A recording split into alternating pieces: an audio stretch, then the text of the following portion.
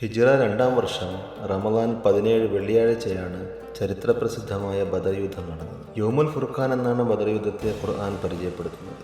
ഇതാണ് മസ്ജിദുൽ അരീഷ്.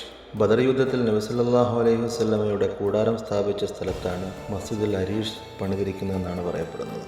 ഇവിടെ നിന്നാണ് റസൂലുള്ളാഹ് യുദ്ധം നയിച്ചത്.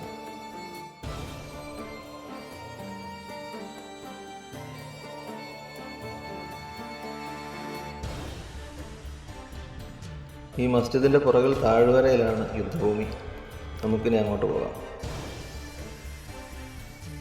നിങ്ങളെ കാണുന്നതാണ് ബദറിൻ്റെ യുദ്ധഭൂമി. റമദാൻ 16-നായിരുന്നു പ്രവാചകരും കൂട്ടരും യുദ്ധത്തിനായി ഇവിടെ തമ്പടിച്ചിരുന്നത്. ഇസ്ലാമിക ചരിത്രത്തിലെ ആദ്യ സായുധ പോരാട്ടമായിരുന്നു ബദർ.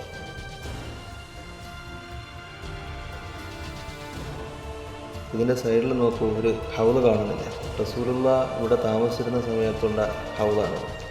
ഇതിപ്പോൾ ഇതിൻ്റെ പ്രതീകാത്മകമായി കുറച്ച് പുതുക്കി പണിഞ്ഞിട്ടുണ്ട്.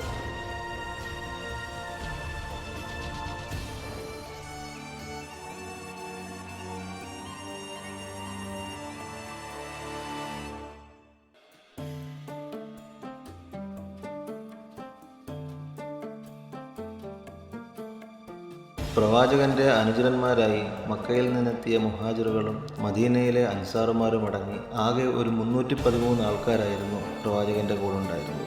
മദീനയിൽ നിന്ന് ഏകദേശം 150 കിലോമീറ്റർ അകലെയാണ് ബദറിലെ യുദ്ധഭൂമി. ഈ പള്ളി നിലകൊള്ളുന്ന സ്ഥലത്താണ് ബദർ യുദ്ധം തുടങ്ങുന്നതിന് മുമ്പേ ഉള്ള സമയം വരെ പ്രവാചകനും സഹാബാക്കളും തമ്പടിച്ചിരുന്നത്.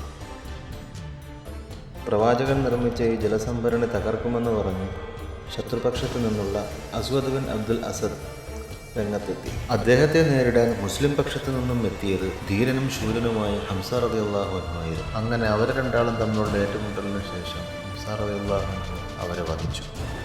അതിനുശേഷം വന്ന ശൈബത്തിനെയും ഉത്ബത്തിനെയും കീഴ്പ്പെടുത്തിയതും വധിച്ചതും ഹംസ റളിയല്ലാഹു അൻഹു തന്നെയായിരുന്നു. ഈ യുദ്ധത്തിൽ മക്കയിൽ നിന്നെത്തിയ സൈന്യത്തെ നയിച്ചിരുന്ന അബൂജഹലും കൊല്ലപ്പെട്ടു. ഇവരുടെ എല്ലാം മൃതശരീരങ്ങൾ ഒരു കിണറ്റിലിട്ട് മൂടുകയായിരുന്നു എന്നാണ് ചരിത്രം നമ്മെ പഠിപ്പിക്കുന്നത്. നിങ്ങളീ കാണുന്നതാണ് കിണർ. ഇപ്പോൾ ഈ കിണർ ഇവിടെയില്ല, കല്ലുകൾ കൊണ്ട് മൂടപ്പെട്ട നിലയിലാണ് കാണപ്പെടുന്നത്.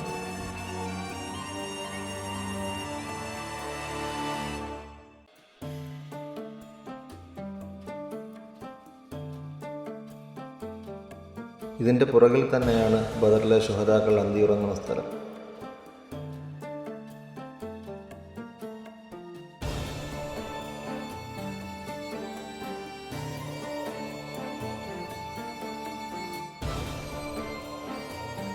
ഇതാണ് ബദറിലെ ശുഹദാക്കൾ അന്തിയുറങ്ങുന്ന സ്ഥലം. വെറും 313 പേർ മാത്രം മുസ്ലിം പക്ഷത്ത് അണിനിരുന്ന ഈ യുദ്ധത്തിൽ ശത്രുപക്ഷത്ത് 1000-ൽ പരം ആൾക്കാരുണ്ടായിരുന്നു. എല്ലാവിധ സജ്ജീകരണങ്ങളോടും കൂടി ഒട്ടകങ്ങളും കുതിരകളും ആയിരക്കണക്കിന് ആൾക്കാരുമായി വന്ന മുശ്രിക്കുകളെ 313 ആൾക്കാരുമായി റസൂലുള്ളാഹിയുടെ നേതൃത്വത്തിലുള്ള മുസ്ലിങ്ങൾ അവരെ നിലംപരിച്ചു. ശത്രുപക്ഷത്ത് ഒരുപാട് നാശനഷ്ടങ്ങളുണ്ടായി. നമ്മുടെ ഇടയിൽ നിന്നും പ്രവാചകന്റെ 14 അനുചരന്മാർ ഷഹീദായി. ഇവിടെ ആ 14 സഹാബാക്കളുടെ പേര് എഴുതി വച്ചിട്ടുണ്ട്.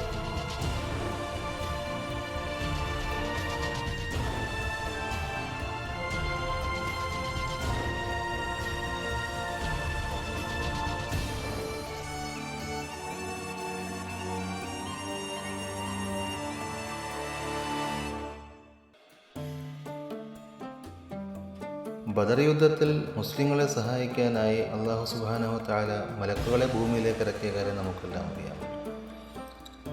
ആ കാണുന്ന മലയിലാണ് മലക്കുകൾ വന്നിറങ്ങിയെന്നാണ് പറയപ്പെടുന്നത്.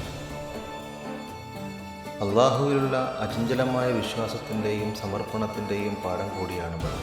ഈ പാഠങ്ങൾ പഠിച്ച് പ്രായോഗവൽക്കരിക്കുമ്പോൾ അടിമയുടെ അത്താണിയായി ഏകദൈവ സിദ്ധാന്തത്തിൻ്റെ സംരക്ഷകനായി അള്ളാഹു തന്നെ അവതരിക്കുന്ന അനന്യസാധാരണമായ ഒരു മുഹൂർത്തം ബദറിൽ തെളിഞ്ഞു കിടക്കും.